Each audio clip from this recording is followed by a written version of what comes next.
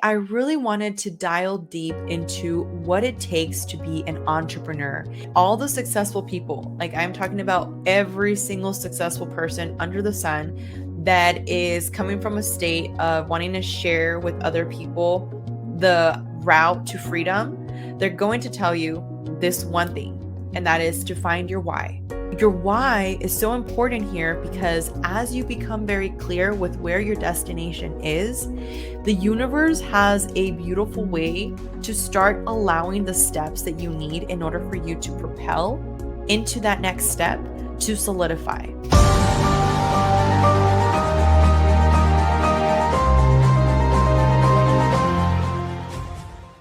What's going on, guys? Alexa Pena here with another episode for Walking Manifestator. I wanted to share this perspective from you, from somebody that is still actively working on everything that I am building, and not just come from a perspective of maybe what we feel sometimes gurus or mentors or coaches in the industry, whatever industry you're looking into, might sell you on, right? Which is sometimes, hey, buy my course and I'll show you all the tips and tricks, right? So with that being said, I really want to give you 7 key points for you when you are looking to start into your entrepreneurship, and essentially also share some back context about how I did that transition, and maybe this is something that actually helps you make that decision whether you want to be an entrepreneur or not. Okay, so as we move forward, I want to ensure that we're very clear about your why. Now, we've talked about this in another episode, and I want to really solidify that again, because if you pay attention, and this is something very interesting, as you start becoming aware, you realize that all the successful people, like I'm talking about every single successful person under the sun that is coming from a state of wanting to share with other people the route to freedom, they're going to tell you this one thing, and that is to find your why. Okay, if you are not very clear on what your why is, and I use this example, it's like going to the airport and telling the person that sells us the tickets, hey, I am looking to go somewhere. And they're like, sure, where would you like to go? And you're looking at them like, well, I don't quite know where I'm going. They would look at you like if you are just not fully comprehending how the airport works, right? So it's the exact same thing when it comes to life. It's the exact same thing when it comes to the journey that you're on right now. And as you guys have probably heard by now, if you're new to, the podcast, then I want to solidify the reason why the show is called Walking Manifestator is because you are manifesting at every single point in your life, whether you're doing consciously or unconsciously. Okay. Now, your why is so important here because as you become very clear with where your destination is, the universe has a beautiful way to start allowing the steps that you need in order for you to propel into that next step to solidify. So I'll give you a for instance. When I first started my entrepreneurship, you get my point, right? Becoming an entrepreneur. I remember that I was working at a call center. So this was like right before I stepped into just being self-employed. I was still with, the call center. I had not fully left yet. And this was around the age of 19 years old, 19, 20 actually. So at this point in time, just to give some back context, I'm currently 26. Okay. So this is something that I share because I feel like so many people, they don't like to be vulnerable with like sharing the details of how they were able to achieve what they did. But the reality is that nowadays we want to hear how that was possible for somebody in order for us to realize how possible it is for us. So long story short, I stopped working at the call center. I was still working at the call center, but I was starting to work as a life and health insurance agent. Now, as I got that license, I remember that I saw something in one of the seminars that we went to that just enlightened me. I had never in my life seen what it was like to have people talking about buying homes for their parents and creating like legacies in the age that they were at, which was in their 20s. Okay. So for me, I was like, yeah, no, like this is definitely unrealistic to me. As I continued to see all of these things, it really inspired me to essentially tell myself that I wanted more out of life. I really went all in when it came to the life and health insurance. I remember literally studying everything under the sun, trying to just understand it more. I was prospecting. I was telling people, hey, like I'm a life and health insurance agent if you need anything. I remember I was really not financially, I wasn't as broke as I was at one point in my life, as I had shared with you guys in one of my first episodes. But I remember that at that point, I was probably making about $16,000 a year. And that obviously, as you know, is not enough to survive. So at this point, I was trying to just manage as much as I could to start advertising, to start sharing wherever I could that I was an agent for life and health insurance. Now, the reason why I keep coming back to the why is that regardless of all the no's I got, regardless of all the rejections, regardless of all the people that were questioning me being a life and health insurance agent, I always knew within me that regardless if it was that career or another, I was going to make it happen. I knew within my heart of hearts that I wanted to have a better life for me and my son at that time, because I was a mom already for my 1 year, my oldest son. So long story short, as that happened, I remember that it was something that for me, I found a passion with just trying to grow. That was like my first why. And as I embarked this journey, so many people shared with me that you need to get a why that is bigger than what you can even like fathom. And I remember at that time, I started my why, like as much as it was like, trying to provide for my kids and just growing. I remember setting a very clear intention with how much money I wanted to make. And at that time, my goal was 100,000. Okay. So I was like, I really want to make 100,000. And I remember literally, okay, anywhere that I would have to submit an application or something, I would always be saying 100,000, 100,000, 100,000. And now that I look back at it, it was a manifestation. It was very, very clear where I was trying to go, which was what allowed me to have the next stepping stones in my life that really propelled me into where I'm at and where I continue to grow into. Now, when you're growing a business, if you know what your why is, the rest is something that you can start figuring out. However, and one of my coaches said this, Entrepreneurship, and he was talking about how when you are in a situation where you're getting systems, because there's a lot of people that they're like, I need a system, right? I need you to give me like all the details of how I need to essentially grow this business, right? Like tell me all the systems. I'm an analytical person. Don't talk to me about mindset. And look, somebody can sit there and give you literally word by word, everything, every single system that they've had that was successful for them. And at the same time, that same successful system completely bomb in your face simply because you didn't have the mindset, simply because the first time that the weather hit a little harder than you were intending it to, you give up. Or simply because somebody said something in a way that you didn't want to, you give up. So when you're very, very, very, very dialed into what your why is, nothing is going to allow that to deter you from your end result. So that would be my number one tip for you. And as I mentioned to you all in a previous episode, I have now grown my business into over 6 figures and it continues to grow.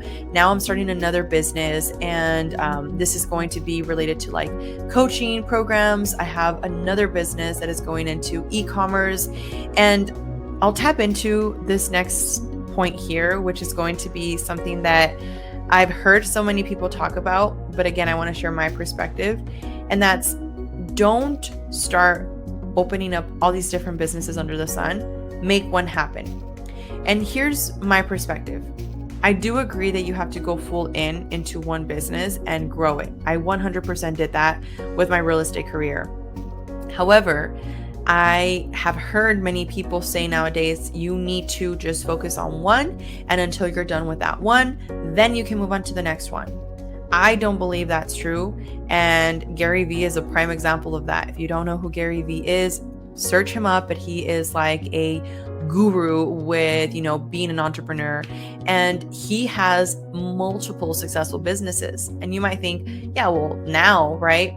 But when he started a business and he moved on to the next business. He moved on to the next business. And it wasn't like he was finishing one business to move on to the next one. He just had a very clear intention with where he saw that business going and where he was looking to move forward to.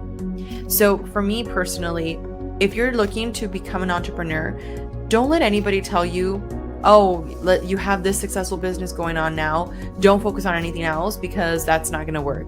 That's not true. That's just their truth, and that's just their reality. However, based off what multiple people have shared, it's actually going to help you solidify where you're looking to grow and have an exit strategy if you are planning on exiting the business that you're looking to open. Or maybe that's not the case, and maybe you want to keep a legacy going and you want to pass that down, and maybe from revenue that comes in, you decide, hey, I want to move into this other business, right? So being very intentional is super important. Now, with that being said, one of the first tips I have for you is going to be your niche. When you're starting a business, you really want to find out what is your niche, because where you have your business and where you're trying to grow it is going to look very different at the beginning versus how your end result is. And if you don't know who it is that you're marketing to, what services you're supposed to have in order for you to really attract that ideal client that you want to service, your business is going to be out of business very, very quickly, because you don't know who you're trying to attract. So for instance, we work with a lot of investors, first-time home buyers, and military clients. So that's like our primary focus. We have sellers in that mix as well, of course, but I'm just going to give one quick example. Now, the reason why I would use this as a niche is because a lot of them, sometimes they're first-time investors or they are first-time home buyers. So we already know what is required for us to share with them up front in order for them to feel comfortable with the process. Now, when it's a seasoned investor that we work with, or maybe a client that's now buying a home that is above the median average that we would experience, we know how to communicate with them, because we know that they're not going to be somebody we're going to talk to the same way as we would talk to our first-time clients. It's the same thing for you. If you know what your niche is, you're going to know how to really make sure that you are providing value to each and every single one of the clients that are your ideal clients that you are going for. Okay. Now, another very important thing that I feel most of us don't consider is developing a business plan. So if you are looking to start a business, we go back to that why, right? You have your why, you have a clear intention with where it is that you're trying to market this. Now you need to really be very, very clear on your business plan. And this is something that I struggled for the first years, because my first year in real estate was super slow. Like, it was slow to the point where I probably closed around like 3 transactions, like slow. My second year, I 10x that. I closed 20 transactions. My third year, I doubled that. My fourth year, I doubled that. So every year it kept growing. However, the first times where I was kind of just running around like a chicken with my head cut off, I didn't really know what I was doing. I wasn't really tracking. I wasn't really in a situation where I felt that I had clarity on what my standard operating procedures were. SOPs for you that are familiar with the lingo. So your standard operating procedure is super important, because now you know what to expect, what you're supposed to do in order for you to receive whatever it is that you are looking to obtain, right? So for instance, I have an SOP now for my assistant. She knows what it is that I need help with, so that we can have a very clear and concise communication. And I'm going to make a quick little side note here. When you get to the point where you're hiring people that are working with you, please remember that they're working with you and not for you. People tend to leave when you treat them as if they're not an equal. And I understand, to some people out there, they're probably going to think like, no, well, they're your employee and that's how you should treat them. And if that's you, then maybe, again, we can agree to disagree. but based on how I've lived my life with the people that I at one point in time was training, when they were my assistants and I didn't actually know essentially how to be a good leader yet at that point, I wasn't somebody that was really caring about what were their perspectives, how could they bring a fresh approach, what it was that their needs were. It was just about me and where I wanted the business to go. And that's the type of tyrant attitude that you honestly don't want to have, because people will start to leave you very, very quickly and you have to rebuild everything all over again. And obviously, that is karmic law. If you treat somebody a certain way, that's just going to come back to you. So just a quick little tip there that I really think I now wish I would have implemented sooner. But again, at the end of the day, it's just about growing and getting better every single day. Now, another very important part is going to be to learn your financial management. And this is a fun one because a lot of the times when you are in a situation where, let's say your business takes off, and let's say you're in a situation where now you are selling a successful e-commerce business, you have money coming in and you're just like living life. The thing with that is that because of the fact that most of us, and again, it just depends on where you're at on your story and your, journey, but most of us haven't necessarily been taught how to actually manage money. Yeah, they might teach you, this is where you can invest some of this money, and this is where, you can essentially put it on this type of account, and maybe that's all good. But at the end of the day, if you come from backgrounds like I do, which was like literally no money, and coming into a check of $10,000, if you don't know how to manage that wisely, you are going to burn that $10,000 within a blink of an eye, because you never really had a different belief system around what that money is actually supposed to represent. Now, as I've talked to you guys in the past, I do believe strongly in, the laws of the universe, which is essentially the law of vibration. And money is a tool. Money is just a vibration. It's just a frequency. So this is not to say for you to be in a state of lack and for you to feel like I can't spend it, I can't buy myself something, I work so hard for it. It's not to say that. The interesting part here is that you just want to ensure that you are putting yourself in a situation where you really know, okay, this is where I am going, this is what I am building, and this is where I would like to invest. Because if you don't have a clear and concise end result with what it is that you just got, this money is going to literally disappear like water, and you didn't do anything meaningful with it. Money comes and goes, and we've all heard that saying. But as you get better in actually managing it, you realize, oh, I need to invest it here. Oh, I need to do this. And these are all little things that I personally wish somebody would have shared with me. Sometimes I would see videos online that would talk about, putting them into life insurance and putting money in like a CD and putting money into real estate. But until you don't see yourself in that situation, you don't really think about these things. And then when it's sometimes too late, you've already spent the money and now you realize, oh, I should have managed that in a better way, right? So definitely being very, very, very clear with where it is that you want to be in terms of, again, your finances and where you're investing it is going to definitely help you. And another very important tip is going to be build a strong network. Now, I am definitely a firm believer of this one, because once upon a time, I was the type of person that was just like, nope, I don't need anybody in my sphere. I don't want to communicate with anybody. I just want to sell and I want to be the best realtor, and that is all I care about.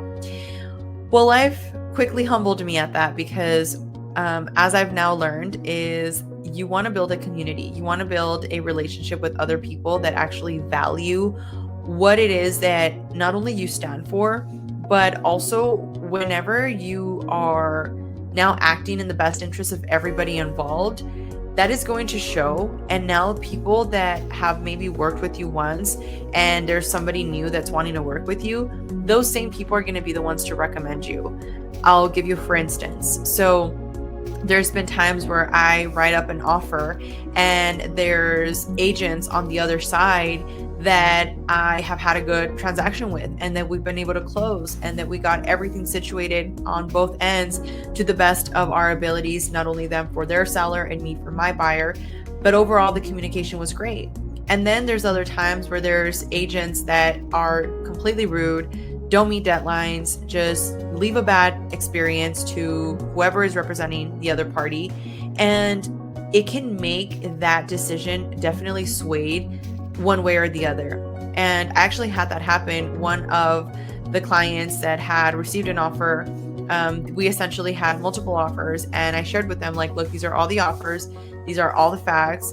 I just want to let you know that these are situations that have happened in the past that I want to make you aware of, because I don't want to be in a situation where I didn't disclose everything to you and it wasn't the most ideal transaction.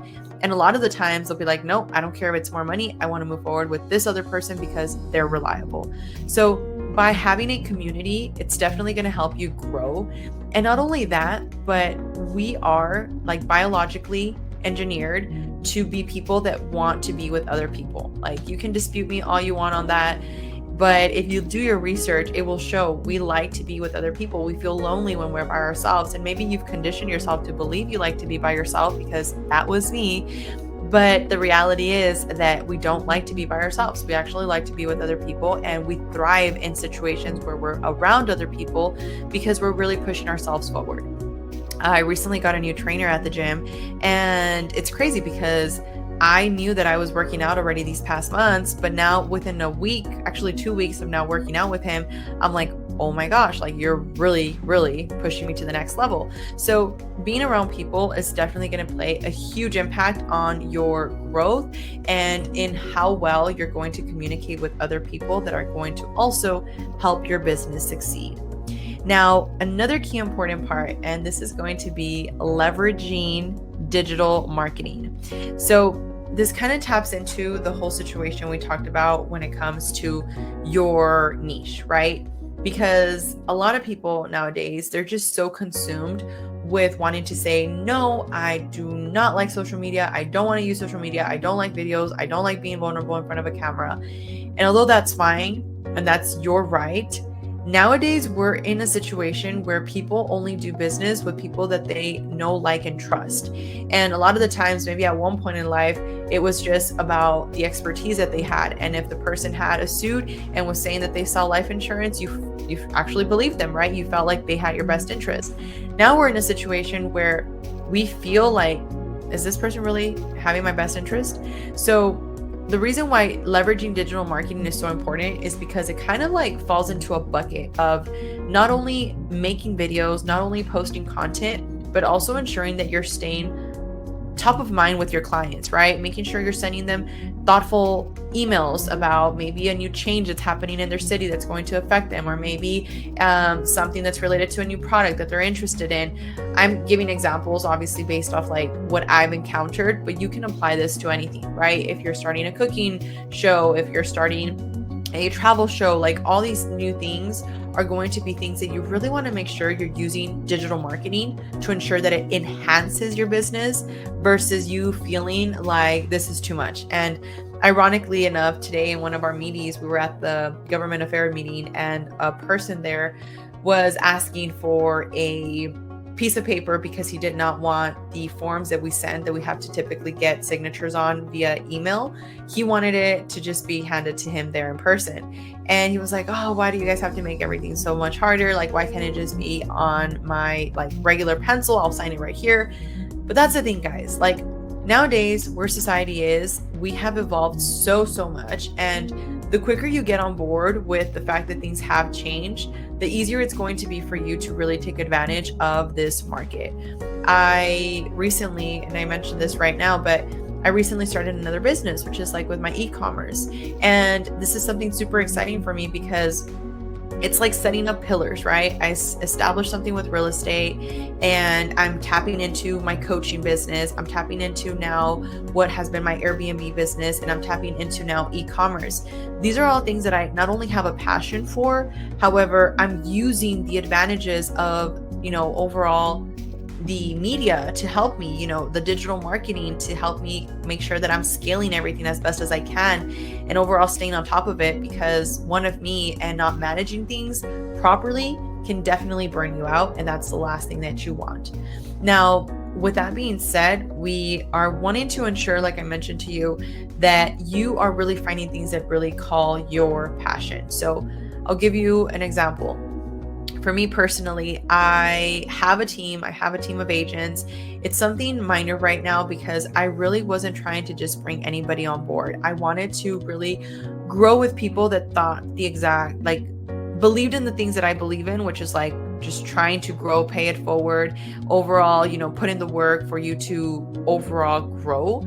However, at the same time, I didn't just want to have people in the business that were not going to be actually selling. And I've seen that happen with so many brokers.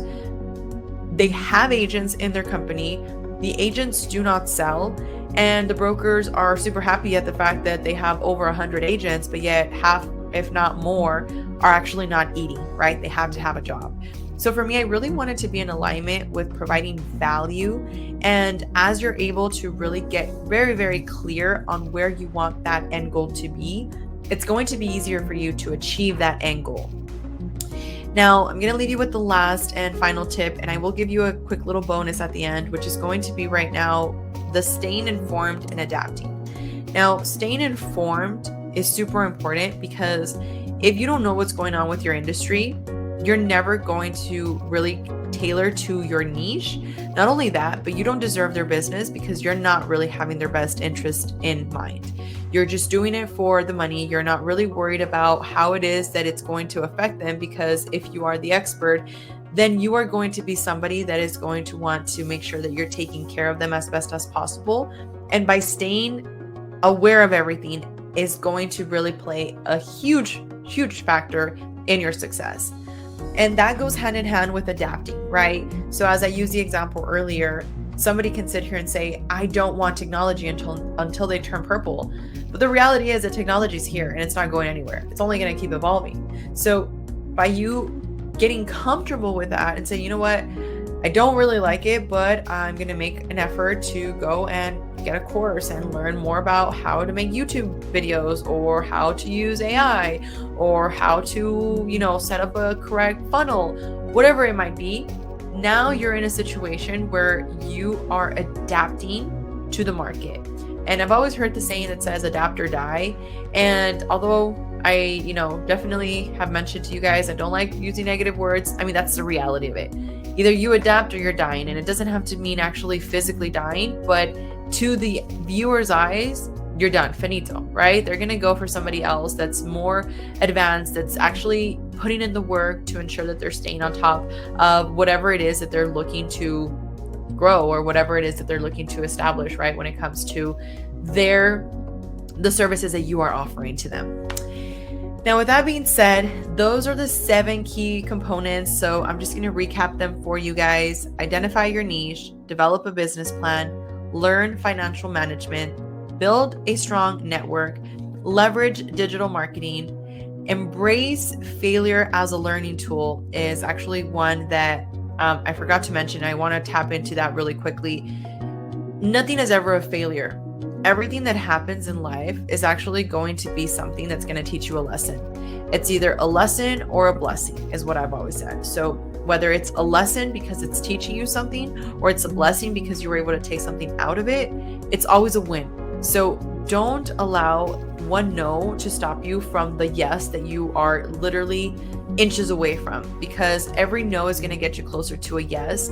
And by you embracing failure instead of letting it break you, I promise you, you're going to be 10 times more likely to succeed. I could have said my first year in real estate, you know what, this is just not for me, which a lot of people made me feel that way. And I said, no, this is something that I have a passion in. I want to do it. I want to pursue it, and I'm going to move forward. And I'm happy to report that I've been one of the top performing agents in my field. I am constantly growing. Now I'm looking to scale this, to take it internationally, because I would love to coach more agents to do the exact same thing that our team is doing. But at the same time, if I would have allowed fear and failure to just take it over, I wouldn't be able to even talk about these things, because it would just still be a dream, right? So being very clear on the fact that it's never a failure, it's always just a lesson, is going to help you dramatically. And lastly, staying informed and adapting, right? As we talked about, making sure that you're actually giving your clients overall the best experience that you can, and taking care of them is truly going to pay that forward. So with that being said, I hope this helped. If you guys have any questions, please let me know. And I want to leave you with a quote today, and it says, "If you must doubt something, doubt your limits." And this is by Bob Proctor. And let's dissect that for a quick second. If you must doubt something, doubt your limits. So don't doubt the possibility of you being able to achieve whatever it is that you're looking to achieve, but doubt your limits. Doubt the fact that you're doubting actually achieving something, and say, you know what? Why don't I actually doubt the fact that I am having a limiting belief? Like, what if this limiting belief is just nothing? What if this limiting belief is literally holding a golden plate right behind it? So be very intentional with whatever it is that you're looking to do. I am wishing you much success if you are going to embark this journey of being an entrepreneur. And at the end of the day, remember, you are a walking manifestator, and you can absolutely manifest anything that you desire. I hope you have a fantastic day. Thank you for lending me your ear, and I will talk to you on the next one.